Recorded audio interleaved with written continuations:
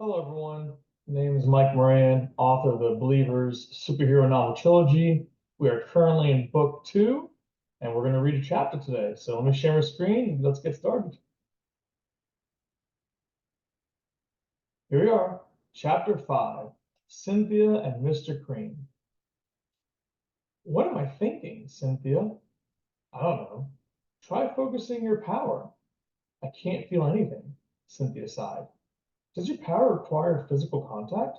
Dr. Diaz asked. Not really. When I'm close to Jerry, my power surges and I know exactly what he's thinking or feeling. Then think of that power and try recreating it. I'm trying, but nothing is happening, Cynthia responded with frustration. Stay calm, and it'll come to you with time.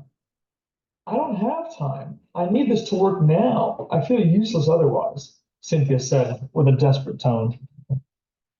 While waiting for Jerry to return, Dr. Diaz and Cynthia were conducting research about believers and how they obtain their powers. However, Cynthia wanted to test out her own powers. Unfortunately, it seems that her powers only work with Jerry. She repeatedly tried using her powers on Dr. Diaz, but they had no effect, and Cynthia felt exasperated by her numerous failures. She took a break and sat in a student desk. Then she put her head down in defeat. While Dr. Diaz continued his research, Cynthia began daydreaming about her past with Jerry. She was lucky enough to meet him before his superhero career began. He was kind, hardworking, and simple. Cynthia liked having an easy life with Jerry, but it all got very complicated when he became a cop and superhero. At the beginning, it was all fun and games. Cynthia loved Jerry's ability to teleport into her room, and she appreciated his devotion to her. Her favorite memory was dancing in the water with Jerry in the middle of the ocean. She remembers the water splashing around her feet and Jerry lifting her up with the biggest smile. Cynthia has both fond and dark memories with Jerry. She often shudders at the images of people dying and watching Jerry suffer at the hands of Kevin Baker. She remembers Jerry's lifeless body lying on a surgery table in this very classroom. She felt powerless then and powerless now. Jerry and his friends have powers that can be used to fight crime and save lives, but Cynthia can only feel Jerry's thoughts and emotions. Her power was a key factor in helping Jerry to end Kevin's madness. But what other use does it have? Thoughts and emotions won't help against a bad guy who shoots fireballs and makes cars explode. Cynthia feels like Jerry's superhero life is putting a strain on her. She wants to graduate college and become a nurse, but all she can think about is finding new ways to help Jerry. She also wants to be on the front lines, fighting beside him, but her powers don't seem to work that way and aren't the same as Jerry and his friends. And what about getting married and other life goals? Does she have to put everything aside for Jerry's superhero lifestyle? As her mind continued swimming in circles, Jerry teleported into the classroom. Hey, Cynthia. Hey, Dr. Diaz. How's everything going? Things are going slow here. Haven't found anything new yet, Dr. Diaz sighed. Cynthia walked over to Jerry and asked, how did things go on your end? Pretty well, actually. I met two new believers. What? That's amazing, Jerry. What can they do? Cynthia asked with excitement. One guy has super strength, and the other guy can shoot lasers. Cynthia was surprised and disappointed. She felt as if everyone had useful powers except herself. She tried hiding her feelings and continued talking to Jerry. So, when do we get to meet these new guys? Cynthia asked. Jerry scratched his head and replied, I don't know exactly. It's a bit complicated now because the FBI is involved. Dr. Diaz jumped out of his office chair and exclaimed, how can this be possible? Will they interfere with our work? When can we study the new believers? I must know how their powers work and how they are connected to you. I have so many questions. Dr. Diaz's reaction to the new believers annoyed Cynthia. He was never that excited about her powers. Cynthia looked up to Jerry for attention, but he was too busy talking to Dr. Diaz. He assured Dr. Diaz that the FBI seemed flexible and willing to work with others for now. Dr. Diaz informed Jerry about his research so far. I was analyzing previous data about your body, and how it absorbs and produces solar radiation. Once I meet the new believers, I can see if you all have that trait in common, amongst other possible similarities. Once that research is complete, I may be able to work with the FBI to identify new believers around the world. Jerry's eyes lit up with excitement. He was eager to find new believers. However, he looked over to Cynthia and finally sensed her emotions. He knew something was wrong and said, "Hey, Doc, I'm going to take a walk with Cynthia for a bit." Cynthia smiled at Jerry and said, "Don't worry, Dr. Diaz, I'll be back soon." Jerry and Cynthia left class together and went for a walk around campus. There were tall trees, large buildings, and a wide sidewalk for everyone to enjoy. It was about 3 p.m. and many students were walking, biking, and even skateboarding around campus. Jerry was quiet and focused, thinking about the new believers and Cynthia. Cynthia was trying not to think about anything stressful. She watched nature and everyone else's activities, wondering about their lives and how simple or complicated they might be. They both soon arrived at a lake around on campus. There were a few people walking around, others were lying down in the grass, and there were plenty of ducks. They were floating in the lake, waddling on grass, begging people for food, and sometimes pecking at their feet. There was also an empty gazebo, a small brown hut with a thatched roof. Jerry and Cynthia sat together inside the gazebo and began talking. "What's going on, Cynthia? I could tell you were distracted by something." Cynthia put on a guilty face and replied, "I kind of feel left out, like I don't belong here." "What do you mean?" Jerry asked with concern. "I just don't know what I can offer. Dr. Diaz is doing most of the research and doesn't need my help.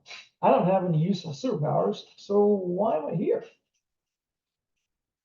Jerry gently held her hand and said, "When I'm running around fighting bad guys and finding new believers, I think of you. You're a big support for me. Do you remember when we first met back in high school?" "Yeah, of course," Cynthia said with a light smile. "You believed in me and got me to begin accepting my powers instead of being afraid of them. If it wasn't for you, I'd still be a lost nobody, hiding from the world or dead because of Kevin." "But that was all in the past, Jerry. What about now? What can I offer you now?" Jerry confidently smiled at Cynthia and said, "I know you'll think of something in the future, but for now, remember that your presence and support are already a huge help. Anything you do in the future will be icing on top of the cake." Cynthia felt better, so she gave Jerry a quick kiss and said, "Speaking of dessert, would you like to go get ice cream?" Jerry agreed, and they walked out of the gazebo to go find the nearest ice cream vendor. Along the way, Jerry received a phone call from Joe. "Jerry, I got something to tell you. You'll never believe it." "What's going on, Joe?" "There's a viral video going around about a guy who sells ice cream on the streets, but he's like a magician." "What do you mean?" "Bro, he makes ice cream out of thin air. He doesn't use a machine or anything." "No way. You think he's another believer?" "Heck yeah. Go get that guy, Jerry. I want free ice cream for life." Jerry put his phone away and started laughing. Cynthia overheard the conversation and exclaimed, "Please bring me with you. You did promise me ice cream." He gave her a big hug and said, "Of course you're coming with me. How dangerous can this guy be?" Cynthia jokingly replied, "I don't know, Jerry. It could be the toughest battle of your life if you have a sweet tooth." Jerry heard his phone again and checked it. Joe had texted him the address of the ice cream guy. Jerry held Cynthia close, concentrated for a moment, and disappeared. A few minutes later, they appeared on a street corner and saw over 100 people gathered in a circle. It was rush hour and there were tons of cars backed up, drivers honking their horns and yelling at each other. Jerry assumed the ice cream guy was at the center of it all. He slowly pushed his way through the crowd, holding Cynthia's hand tightly. They soon reached the center and couldn't believe their eyes. A middle-aged man was dancing and wildly swinging his arms in circles. His hands were mixing rainbow-colored cream in mid-air. As the man continued swinging his arms, more sparkling cream appeared and swirled in the air. On the ground, he had empty buckets, and the man soon splashed all the ice cream into the buckets. It was quite messy, and some ice cream even got onto people standing around the buckets, but everybody loved it. The crowd is ecstatically cheering, demanding more showmanship. The man tried to pause and sell the ice cream, but people did not want to wait. They threw cash into a pile in front of the man and quickly grabbed his buckets of ice cream. People were using spoons in their hands to shovel ice cream into their mouths like barbarians. Car traffic worsened and the crowd of people were getting too rowdy. The middle-aged man became scared and started collecting his money and buckets in preparation to leave. However, people were unhappy and began rioting. Chaos and violence spread quickly like wildfire. People were screaming, shoving, and punching each other. Cynthia's hand began slipping, so Jerry quickly pulled out his handcuffs and bound his hands to hers. He pulled her close and forced his way through the crowd, dragging Cynthia along. They finally reached the ice cream man, and Jerry quickly proclaimed, "I'm a cop. Trust me, and I'll get you out of here now." Fearing for his life and having no other choice, the ice cream man agreed, and Jerry teleported away with him and Cynthia back to Dr. Diaz's classroom. The ice cream man sat down and wiped sweat off his forehead, feeling like he narrowly escaped with his life. Cynthia had never been in the middle of a ride before and felt rattled. Jerry sensed her feelings and held her close for a moment to calm her down. Dr. Diaz hadn't even noticed them yet. He was too engulfed in his research. Jerry collected his thoughts and said, "Please stay here while I go back to deal with the ride. I promise I'll be back soon." Cynthia and the ice cream man agreed to wait. Jerry unlocked the handcuffs and teleported back to the ride. While Jerry was gone, Cynthia called Dr. Diaz's attention, and he hastily ran over to meet the middle-aged man. "Hello, I'm Dr. Diaz, and it's excellent to meet you." "Whew, thank you. I'm glad to be here. My name is Mr. Cream." Cynthia laughed and asked, "Where did you come up with that name?" "Well, I grew up with Mr. Clean as a role model, so I chose Mr. Cream because it sounds similar. Just my way of honoring him." "I think it's clever. I like it," Cynthia replied.